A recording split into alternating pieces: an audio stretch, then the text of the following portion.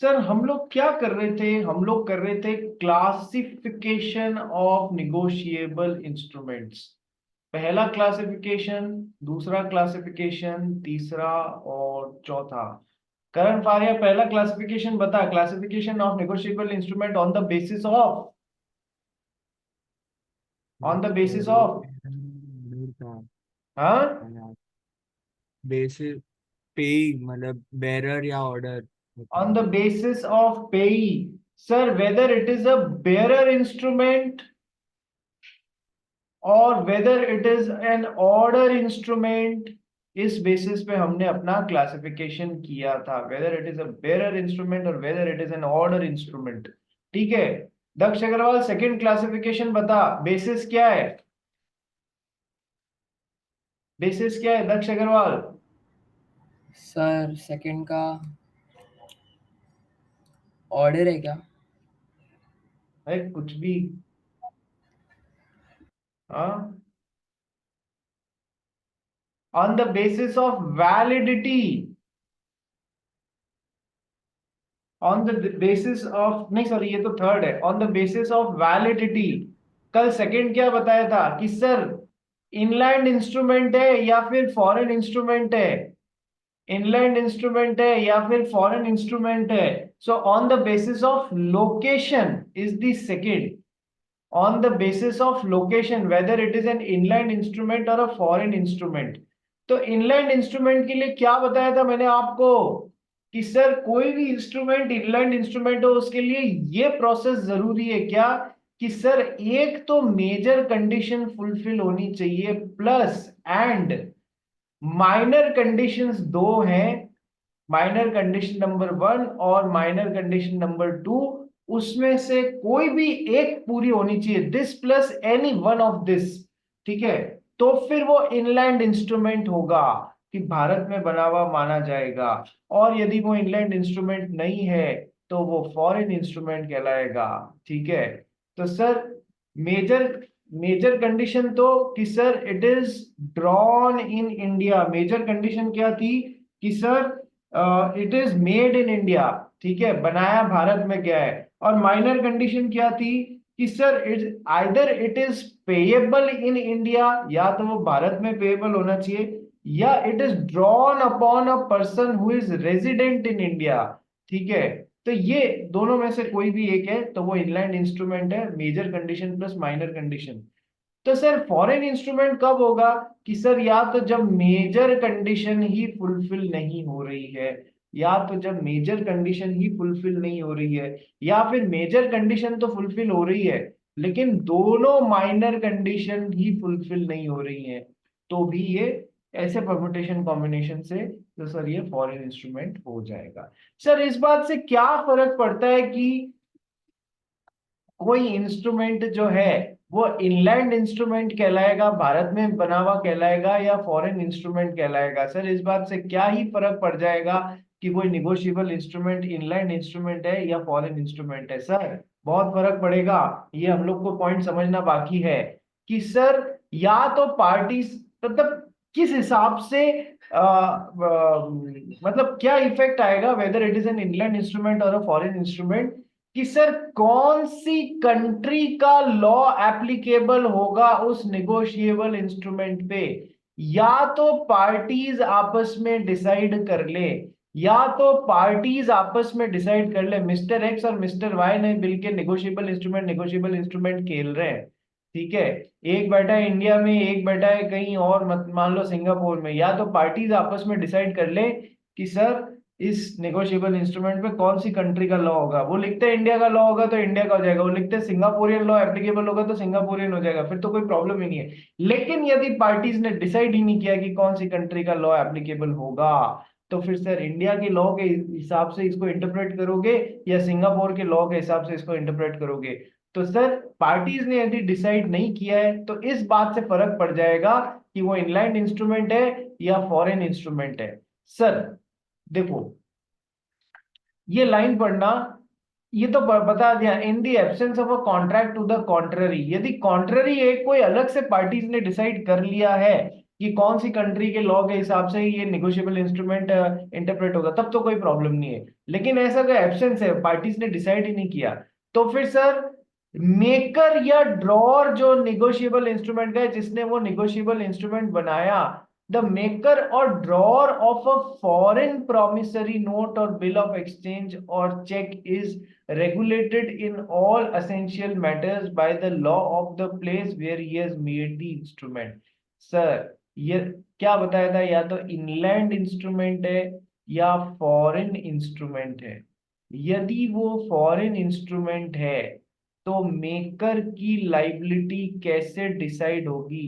Sir inland instrument है तब तो सर सब कुछ इनलैंड इंस्ट्रूमेंट है तब तो सर इंडिया के लॉज के हिसाब से। यदि वो फॉरेन इंस्ट्रूमेंट है तो समझने वाली बात क्या आ जाती है कि सर मेकर या ड्रॉर की लाइबिलिटी उस देश के कानून के हिसाब से डिसाइड होगी जिस देश में वो बनाया गया है, उस देश में निगोशिएबल इंस्ट्रूमेंट को लेके क्या लॉज हैं। तो या मेकर या ड्रॉर की लाइबिलिटी फॉरेन लॉ के हिसाब से जहां वो बनाया गया है, जिधर बैठ के बनाया है उसने, मेकर या ड्रॉर की लाइबिलिटी उस देश के हिसाब से डिसाइड होगी। ठीक है सर। और and the respective liabilities of the acceptor and endorser। Sir हो सकता है बिल ऑफ एक्सचेंज बनाया हो, ठीक है, बिल ऑफ एक्सचेंज बैठ के बनाया गया है सिंगापुर में, ठीक है, तो सर सिंगापुर में या ब्रिटेन में या फिर फ्रांस में जहां भी बैठ के बनाया गया है, मेकर ने कहा बैठ के बनाया गया है, मान लो फ्रांस में बैठ के बनाया है, तो मेकर की लाइबिलिटी किसके हिसाब से डिसाइड होगी, जो मेकर या ड्रॉर है उसकी लाइबिलिटी फ्रांस के कानूनों के हिसाब से, फ्रांस में जो भी निगोशिएबल इंस्ट्रूमेंट को लेके कानून है उस हिसाब से डिसाइड होगी। ठीक है। और and the respective liabilities of the acceptor and endorser by the law of the place where the instrument is made payable। Sir bill of exchange में मिस्टर एक्स ने एक इंस्ट्रूमेंट मिस्टर वाई को order किया, क्या order किया कि आप mister Z को 10,000 रुपए इतनी इतनी तारीख को पे करेंगे। सर बिल ऑफ एक्सचेंज है, yes sir, he is the drawer, he is the ड्रॉई, ठीक है, और एक्सेप्टर, इसने एक्सेप्ट किया है ना, ठीक है। अच्छा, और मिस्टर जेड जो है वो पेई है, ठीक है, इन्होंने आगे हो सकता है मिस्टर ए को फर्दर एंडोर्स कर दिया हो, ठीक है।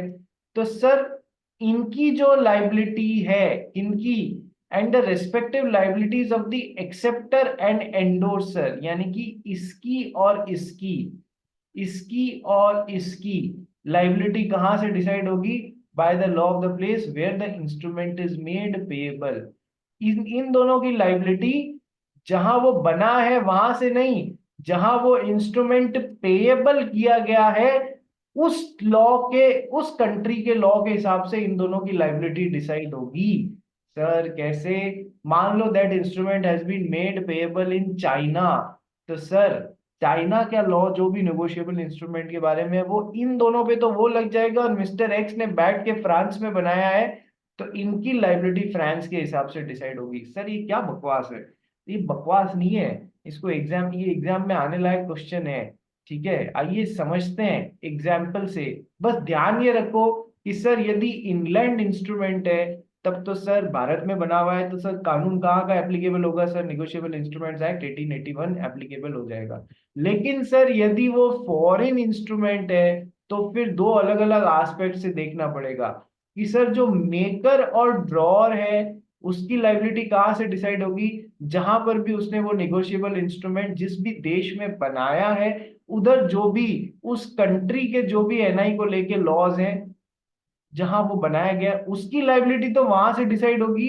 और जो एक्सेप्टर और एंडोर्सर है उनकी लाइबिलिटी कहां से डिसाइड होगी, सर एक्सेप्टर और एंडोर्सर की लाइबिलिटी जिस भी जगह पे वो पेएबल है उस कंट्री के लॉ के हिसाब से, उस कंट्री के लॉ के हिसाब से इन दोनों की लाइबिलिटीज डिसाइड होगी।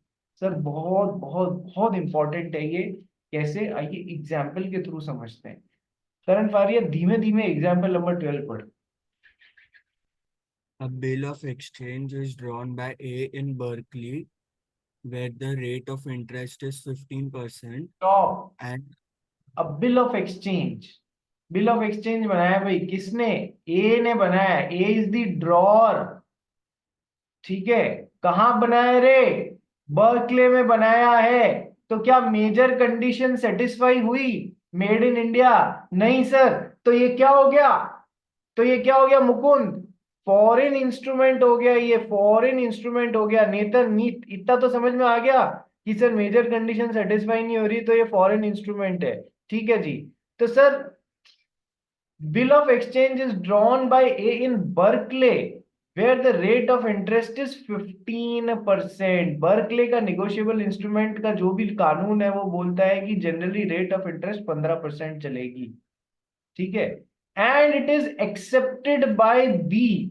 सर बिल ऑफ एक्सचेंज किसी को ऑर्डर देते हैं ना अपन, ए ने बी को ऑर्डर दिया, ए ने बर्कले में बैठ के बनाया, it is accepted by B, he is the acceptor, he is the acceptor, payable in and accepted by B which is payable in Washington। Sir acceptor और एंडोर्सर की लाइबिलिटी किस हिसाब से डिसाइड होती है कि सर जिस भी कंट्री में वो पेएबल है।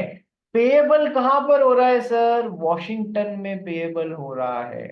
तो वॉशिंगटन में जो भी निगोशिएबल इंस्ट्रूमेंट को लेके नियम है, इनके लिए इनकी लाइबिलिटी वहां से डिसाइड होगी, ठीक है सर। तो sir where the rate of interest is considered as 6%, यहां पर रेट ऑफ इंटरेस्ट 6% मानी जाती है। बर्कले में रेट ऑफ इंटरेस्ट क्या चलती है? 15%। वॉशिंगटन में रेट ऑफ इंटरेस्ट क्या चलती है? 6%। इतना समझ में आ गया सर। इसकी लाइबिलिटी ए की बर्कले के कानून के हिसाब से डिसाइड होगी और इनकी लाइबिलिटीज पेएबल जहां पर भी है वहां के हिसाब से। पेएबल कहाँ है सर? वॉशिंगटन पे। तो वॉशिंगटन का कानून एक्सेप्टर और एंडोर्सर पे लग जाएगी, ठीक है। The bill is endorsed in India and is dishonoured. Sir bill कहां पर बिल कहां पर एंडोर्स हुआ? इन इंडिया में एंडोर्स हुआ और वो डिसऑनर हो गया। सर पेएबल कहां पर था? पेएबल वॉशिंगटन में था। बना कहां था? बना बर्कले में था। अपने को तो बना कहां पर और पेएबल कहां पर उस पर डिपेंड करेगा, ठीक है। इंडिया में एंडोर्स किया, कहीं भी एंडोर्स करो उससे कोई फर्क नहीं पड़ रहा है। Sir bill is endorsed in India and dishonoured. तो sir an action on the bill is brought against B in India. B कौन है? कि सर एक्सेप्ट किया किसने? बी ने। और सर वो बिल डिसऑनर हो गया। डिसऑनर का मतलब बी ने फिर बाद में पेमेंट ही नहीं कर पाया। तो सर डिसऑनर हो गया, बी की गलती थी, उसने एक्सेप्ट किया, वो पेमेंट नहीं किया, तो गलती बी की है, ठीक है सर। तो सर उसके खिलाफ इंडिया में केस लागू किया गया। केस मतलब पेएबल, पेएबल कहाँ था? वॉशिंगटन में था। एंडोर्स कहाँ हुआ? इंडिया में हुआ, ठीक है। सर एक्सेप्टर और एंडोर्सर की लाइबिलिटी कहां से डिसाइड होती है? सर वॉशिंगटन के लॉ के हिसाब से होगी। अब सर इंडिया में केस चला, ठीक है सर। क्या हुआ? An action is bought against B in India, ठीक है। अब कानून के सामने क्वेश्चन ही आया, सर कहाँ की लाइबिलिटी, किसके ऊपर लाइबिलिटी किस हिसाब से डिसाइड करें? तो आपको तो रूल्स ध्यान है। He is liable. Now B जो कि जिसने एक्सेप्ट किया था, सर एक्सेप्टर और एंडोर्सर की लाइबिलिटी जहां वो पेएबल होता है उस हिसाब के लॉस से डिसाइड होगी। तो सर पैसा तो पे करना ही पड़ेगा, उस पर जितनी देरी की है इंटरेस्ट की रेट 6% लगेगी या 15%? सर इनकी लाइबिलिटी जहां वो पेएबल होता है उस हिसाब से होती है। तो जहां पेएबल है वहां रेट ऑफ इंटरेस्ट क्या चल रही है? 6% चल रही है। तो बी को अलॉन्ग विद इंटरेस्ट 6% इंटरेस्ट के साथ में देना पड़ेगा। सो he is liable to pay interest at the rate of 6% only because Washington वो जगह जहां पर पेएबल है। और पेएबल वॉशिंगटन में निगोशिएबल इंस्ट्रूमेंट से रिलेटेड लॉ बोलता है कोई आपने प्रॉब्लम की है, पेमेंट लेट किया तो 6% इंटरेस्ट देना पड़ेगा। But if A is charged as a drawer, but if A is charged as a drawer, मैंने क्या बोला था आपको सर? डबल सिक्योर्ड इंस्ट्रूमेंट होता है ना, एक ने पे नहीं किया तो दूसरे को भी अपन गर्दन पकड़ सकते हैं ना। तो अब ए को भी कटघरे में ले आया गया यदि, तो सर ए की लाइबिलिटी कहां से के रूल्स के हिसाब से डिसाइड होगी? कि सर बर्कले के रूल्स के हिसाब से डिसाइड होगी। बर्कले में कितना परसेंट रेट ऑफ इंटरेस्ट चलता है? कि सर 15% चलता है। तो बल्ले बल्ले हो गई ना किसकी? सर जो भी, जिसको भी मान लो सी को ये निगोशिएबल इंस्ट्रूमेंट एंडोर्स किया गया था, तो सी अब 15% रेट ऑफ इंटरेस्ट लेने का अधिकारी हो जाएगा, ठीक है। But if A is charge as a drawer, he is liable to pay interest at the rate of 15%। समझ में आ गया चीजें कैसे एप्लीकेबल होंगी फॉरेन लॉ, फॉरेन इंस्ट्रूमेंट के केस में। इनलैंड इंस्ट्रूमेंट के केस में तो कोई तकलीफ ही नहीं है, निगोशिएबल इंस्ट्रूमेंट एक्ट जैसे बोलेगा वैसे कर लेंगे।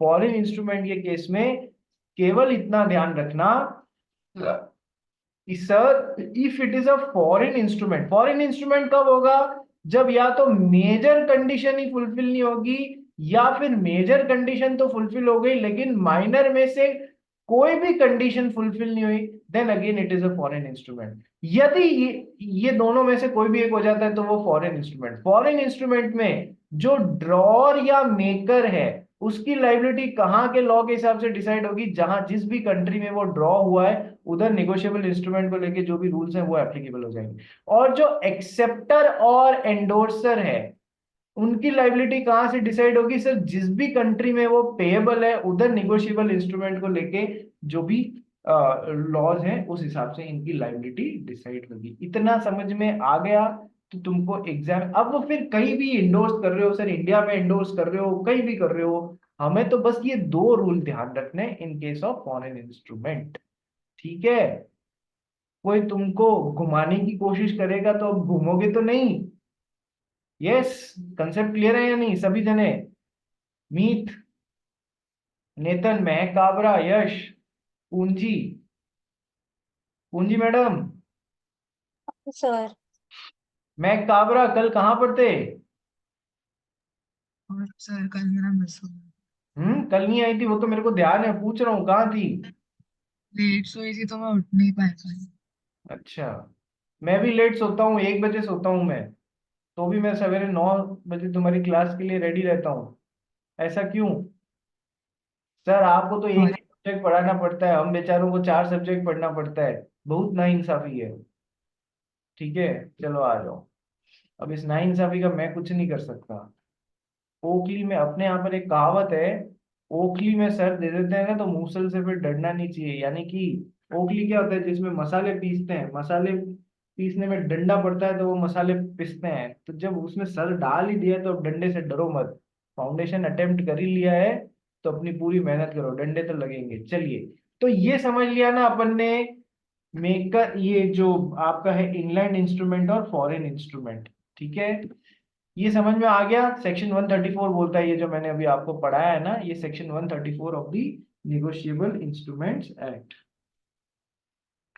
चलिए, कुछ लिखना है या फिर इधर से लिख लोगे या रिकॉर्डिंग देख के लिख लोगे? सर रिकॉर्डिंग देख के लिख लेंगे, हमको क्लैरिटी मिल चुकी है। अपन आगे बढ़ते हैं, अपन बढ़ते हैं थर्ड तरीके के classification of the negotiable instruments पे। पहला classification sir on the basis of पे, कि सर बियरर इंस्ट्रूमेंट है या ऑर्डर इंस्ट्रूमेंट है, ठीक है सर। दूसरा classification on the base of negotiable instrument, classification of negotiable instrument में दूसरा classification on the basis of location. Location में इनलैंड इंस्ट्रूमेंट है या फिर फॉरेन इंस्ट्रूमेंट है। क्वेश्चन आते हैं इनलैंड इंस्ट्रूमेंट कब, मेजर कंडीशन माइनर कंडीशन का परमुटेशन कॉम्बिनेशन आपको बता दिया, और यदि इंग्लैंड नहीं है तो फॉरेन है, ठीक है सर। ये भी अपन ने पूरा समझ लिया। तीसरा classification of negotiable instrument sir on the basis of validity, on the basis of validity, कि सर वैलिडिटी कितना वैलिड है, सर उस हिसाब से फर्दर दो सब सेग्रीगेशन। क्या? पहला होता है इन कोएट इंस्ट्रूमेंट, इन कोएट, चोएट मत बोलना, इन कोएट इंस्ट्रूमेंट। इन कोएट का मतलब क्या होता है रे? बहुत सिंपल है, इनकम्प्लीट। इन कोएट का मतलब होता है इनकम्प्लीट। और दूसरा इसका कैटेगराइजेशन है, दूसरा कैटेगराइजेशन है एम्बिग्यूअस इंस्ट्रूमेंट।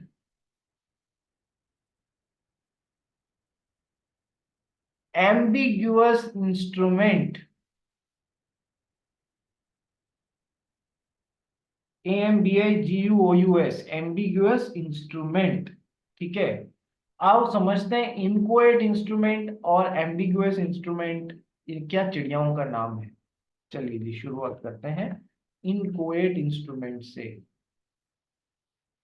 इनकोएट इंस्ट्रूमेंट जो है इसका मतलब होता है कि वो इनकम्प्लीट इंस्ट्रूमेंट। सर इनकम्प्लीट का क्या मतलब है कि सर पूरी तरीके से उसमें चीजें डिटेल नहीं भरी हुई। ठीक है सर, पूरी तरीके से नहीं भरी हुई है, या तो अमाउंट नहीं भरा हुआ है, ठीक है, या फिर पार्टी का नाम नहीं भरा हुआ है। ठीक है, नाम नहीं भरा हुआ है, अमाउंट नहीं भरा हुआ है, तो इनकम्प्लीट इंस्ट्रूमेंट। पहला पॉइंट लिखो, लिखते जाओ साथ में। इनकोएट इंस्ट्रूमेंट में, इनकोएट इंस्ट्रूमेंट में पहला पॉइंट लिखो that it is an incomplete instrument, it is an incomplete instrument. Second point लिखो, सर इनकम्प्लीट का क्या मतलब होता है। इनकम्प्लीट का मतलब होता है या तो वो होली ब्लैंक है, या तो वो पूरी तरीके से ब्लैंक है, बस एक इंस्ट्रूमेंट बनाया उसमें नीचे साइन किया, डिटेल्स सब छोड़ दी, नाम कितना अमाउंट सब, या तो वो होली ब्लैंक है, या फिर दूसरी तरीके से क्या कि सर रिटन वर्ड इज, मतलब वो इनकम्प्लीट है, कुछ कुछ चीजें भरी हुई हैं और कुछ कुछ चीजें खाली हैं, उस पे यहाँ इनकम्प्लीट लिखा हुआ है, इनकम्प्लीट चीजें लिखी हुई है। नाम लिख दिया, अमाउंट छोड़ दिया, अमाउंट लिख दिया, नाम छोड़ दिया।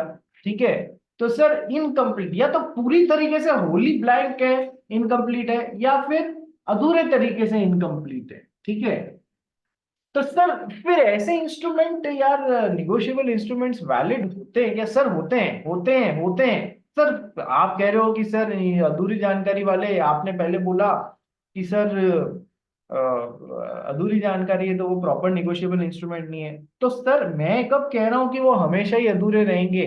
सर उनको कंप्लीट या पूरा कौन करेगा, इनकम्प्लीट को कंप्लीट कौन करेगा कि सर होल्डर करेगा। होल्डर ऑफ निगोशिएबल इंस्ट्रूमेंट उनको कंप्लीट बनाएगा। कैसे, मान लो हमारी पूंजी मैडम है, पूंजी मैडम वीडियो ऑन कर सकते हो। बस सर 2 मिनट में करते हैं। हाँ बहुत बहुत धन्यवाद आपका, आपने हमें इस लायक समझा। ठीक है, तो पूंजी मैडम जो है, मान लो सीए फाउंडेशन का एग्जाम दे दिया, 15 तारीख को दे दिया, 15 मई को, 17 को, 19 को और 21 को। ठीक है, दे दिया, जैसे कोई है ना फंदे से जान छूट गई हो, इस तरीके से उन्होंने 22 तारीख की टिकट करा ली, कहाँ की, फ्लाइट की टिकट करा ली, 22 तारीख की फ्लाइट की टिकट करा ली। कहाँ की सर करा ली इन्होंने, यूनाइटेड स्टेट्स में कहीं की करा ली। ठीक है, कैलिफोर्निया की करा ली। चलो मैं तो घूमने जाऊंगी, मेरे को मेरे टीचर्स ने बड़ा ही पिछले 1 साल में परेशान किया है, तो अब मेरा टाइम है, अब मेरे को एंजॉयमेंट करना है। ठीक है भाई, जा भाई। लेकिन सर हुआ क्या, पूंजी जब जा रही थी उससे पहले है ना इसके घर का दरवाजा टूट गया लोहे का, मतलब जो मेन घर का दरवाजा था वो लोहे का टूट गया। तो सर 21 तारीख को लोहार आया, एग्जाम खत्म होते ही इसके पापा ने कहा ये तेरे को काम कराना है। ठीक है, तो सर लोहार को बोला भैया गेट वेट देख ले, कर ले। लोहार लोहार से पूछा किस हिसाब से करेगा। मैडम मैं गेट बना दूंगा, जितना भी किलो लोहा लगेगा, या कैलकुलेशन वेट पे चलती है, जितना किलो लोहा लगेगा उसके हिसाब से 100 रुपए प्रति किलो के हिसाब से लोहा प्लस काम दोनों मिला के मैं ले लूंगा। मान लो 10 किलो का बना 1000 ले लूंगा, मान लो 100 किलो का बना 10,000 ले लूंगा। ठीक है, तो सर अब पूंजी को तो निकलना था 22 तारीख को फ्लाइट से।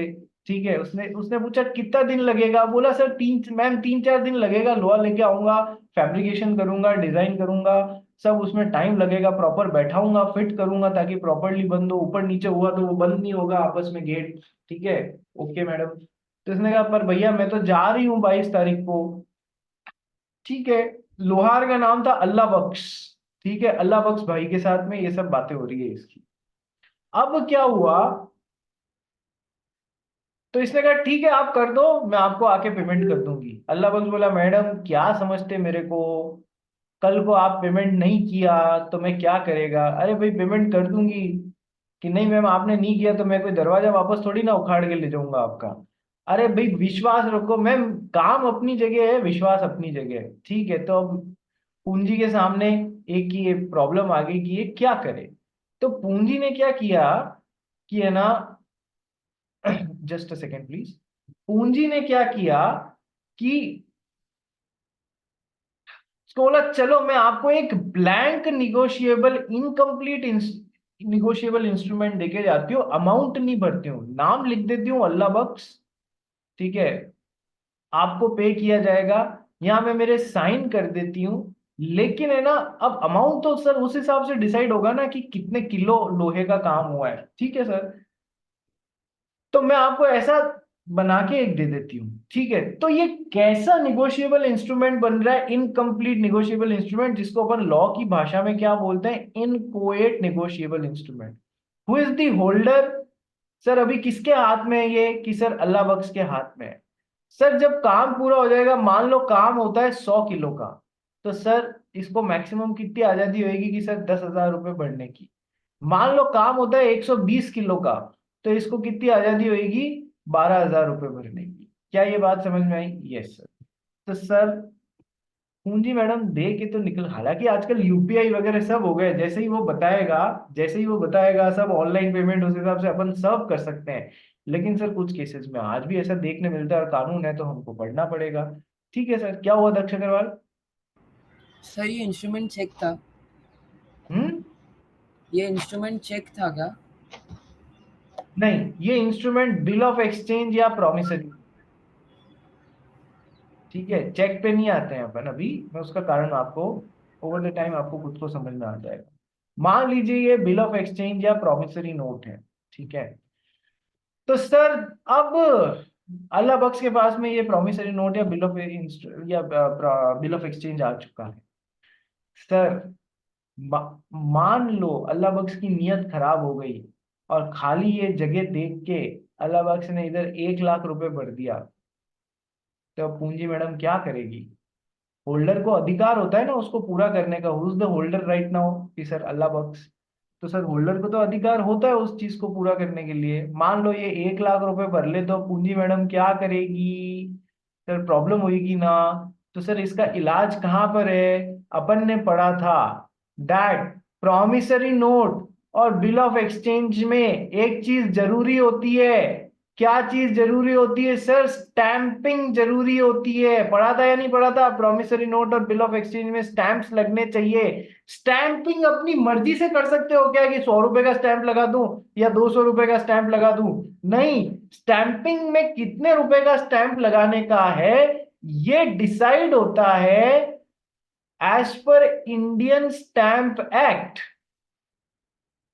As per Indian stamp act में बिल ऑफ एक्सचेंज या प्रॉमिसरी नोट के लिए कितना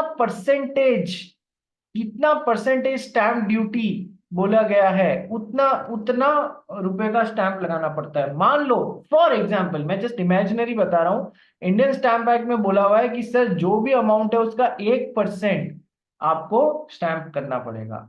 यानी कि 10,000 रुपए का यदि है तो सर 100 रुपए का स्टैंप लगाना पड़ेगा। यदि 12,000 रुपए का है तो 120 रुपए का स्टैंप लगाना पड़ेगा। ये 10,000 रुपए का प्रॉमिसरी नोट या बिल ऑफ एक्सचेंज बनाना चाह रहे हो जिससे मैक्सिमम 10,000 रुपए का पेमेंट हो सके, तो 100 रुपए का स्टैंप लगाना है। मैक्सिमम 12,000 रुपए तो 120 रुपए का। तो पूंजी ने इतनी समझदारी रखी कि जब अल्लाह बख्श के नाम का ये निगोशिएबल इंस्ट्रूमेंट बना रही थी, तो इसने 100 पहले बात कर ली थी कि कितने का होगा यार, अंदाजन कितने का गेट बनेगा, कि मैडम 10,000 से 12,000 रुपए के बीच में कहीं गेट बनेगा, 100 से 120 किलो का काम होगा, मोटा मोटा रेंज है। तो पूंजी ने यहाँ पर 120 रुपए की स्टैंपिंग करा के फिर साइन करके दे दिया, अमाउंट की जगह खाली छोड़ दी। तो सर अब अल्लाह बख्श के हाथ बंध गए ना, कि ये मैक्सिमम यहाँ पर 12,000 रुपए का अमाउंट भर सकता है, 1 लाख रुपए नहीं भर सकता है। क्योंकि हमको रेंज कहाँ से मिल गई इसकी, इनकम्प्लीट इंस्ट्रूमेंट को कंप्लीट करने की रेंज का डायरेक्शन कहाँ से मिल गया? सर जो जितने रुपए का उस पर स्टैंप लगा हुआ है उस हिसाब से मिल गया। ये मत पक्का कर लेना कि सर ने बोला है तो 1% ही बिल ऑफ एक्सचेंज पे लगता है। मैं तो जस्ट इमेजिनरी रेट बता रहा हूँ तुमको कि यदि इंडियन स्टैंप एक्ट बोलता है प्रॉमिसरी नोट और बिल ऑफ एक्सचेंज पे स्टैंपिंग 1% से होगी तो कैलकुलेशन कैसा होगा। क्या ये फंडा समझ में आया तुम लोग को? फंडे समझ में आ गए? बोलो यस और नो। मैं काबरा, पूंजी, यश। यस, आगे बेटा। दक्ष अग्रवाल, नेतन, मीत, मुकुंद। मुकुंद तेरा मित्र नहीं आया, एक दिन नमित आता है एक दिन मुकुंद आता है। कि एक जोक है सर, सिनेमा हॉल में 200 रुपए का टिकट लगता था, ठीक है। मुकुंद की जेब में 100 रुपए थे, नमित की जेब में 100 रुपए थे। दोनों ने कहा चलो यार मिलके फिल्म देख के आते हैं। कि यार टिकट तो एक ही आएगा। कि इंटरवल की पहले की मैं देख लूंगा, इंटरवल की बाद की तू देख लेना, फिर बाद में जब बाहर मिलेंगे तो पहले वाली मैं बता दूंगा और बाद वाली तू बता देना, तो अपन दोनों का एंटरटेनमेंट हो जाएगा। वाह वाह, ठीक है साहब। जब जब जेब में है ना पैसे की कमी होती है तो ऐसे बहुत सारे फंडे लगते हैं। ठीक है साहब। तो सर ये लोग मेरी क्लास में भी वैसे ही कर रहे हो क्या मुकुंद? कि कल का मैं बता दूंगा, आज का तू बता देना मेरे को सर ने क्या पढ़ाया। मुकुंद, जी सर, मैं तो रोज अटेंड कर रहा हूँ अभी। अब सर मैं उसका कैसे कमिट करूं यार। सही बात है, तुम दोनों जोड़ीदार हो ना इसलिए शक तेरे पे ही आता है। चलो आ जाओ नेक्स्ट। तो सर ये तो समझ में आ गया कि है ना मैक्सिमम लिमिट यहां पर भरी जाएगी। क्या ये पहला मतलब एक फंडा समझ में आया? Yes sir. तो सर अपन ने क्या लिखा है अभी तक कि sir inchoate instruments are those, पहला पॉइंट विच आर इनकम्प्लीट। ठीक है सर। दूसरा पॉइंट कि सर इनकम्प्लीट का क्या मतलब? या तो वो होली ब्लैंक होगा, पूरी तरीके से ब्लैंक होगा, या फिर है ना not Holi blank but partially blank या इनकम्प्लीट। ठीक है। चलो तीसरा, सर तीसरा पॉइंट लिखो, holder can make it complete. उसको अथॉरिटी होती है, holder can make it complete. Holder को पूरी अथॉरिटी होती है कि वो उसको कंप्लीट कर सकता है bye writing the amount, bye writing the amount. और अमाउंट कैसे? सर अमाउंट कैसे डिसाइड होगा? कि सर मैंने आपको बताया ना, as per stamping, as per दी स्टैंपिंग डन। ठीक है सर। ठीक है, just a second please. Hello sir, very good morning.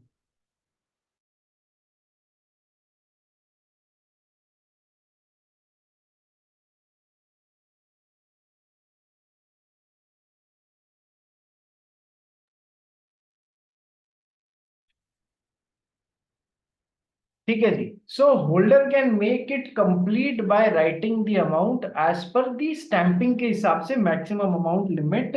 क्या वो कुछ भी अमाउंट भर सकता है? नहीं सर, वो स्टैंपिंग के हिसाब से भर सकता है। ठीक है। तो there is limit on amount to be filled as per stamping. ये भी चौथा पॉइंट हो गया, या तीसरा पॉइंट में भी तुम इंक्लूड कर लो। ठीक है। नेक्स्ट,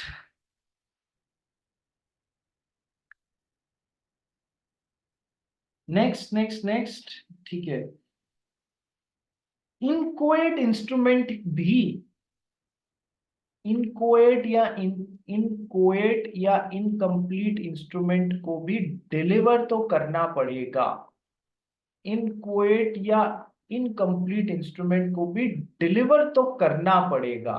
मान लो पूंजी ने इनकोएट इंस्ट्रूमेंट बना के अपनी ड्रॉर में ही रख दिया था, और अल्लाह बख्श जी आए और वहां टेबल का या खिड़की का काम करते हुए ड्रॉर खोल के उनको वो मिल गया, और वो उठा के ले गए अल्लाह बख्श के नाम का बना हुआ, जिसपे स्टैम्प तो लगा हुआ था लेकिन जगह खाली छोड़ी हुई थी। तो सर क्या ये इनकोएड या इनकम्प्लीट इंस्ट्रूमेंट प्रॉपरली डिलीवर हुआ? नहीं सर, डिलीवरी तो वॉलंटरी ट्रांसफर ऑफ पोजेशन होता है। तो सर क्या ये इनकोएड इंस्ट्रूमेंट फिर उस समय, इनकोएड इंस्ट्रूमेंट उस समय जिस डिलीवर नहीं किया गया था, तो ये प्रॉपरली सिकर पाएगा? नहीं सर, नहीं, ये गलत है, ये पास नहीं हो पाएगा। मतलब ये गलत तरीके से डिलीवर हुआ है, सही तरीके से होना चाहिए था, तो ये प्रॉपर निगोशिएबल इंस्ट्रूमेंट नहीं है। ठीक है। तब यदि वो प्रॉपरली डिलीवर होगा तो ही वो वैलिड होगा निगोशिएबल इंस्ट्रूमेंट, अदरवाइज नहीं होगा। अब एक चीज अमाउंट को लेके मैं और समझाना चाह रहा था आपको। कितने पॉइंट करा दिए? 5 पॉइंट करा दिए।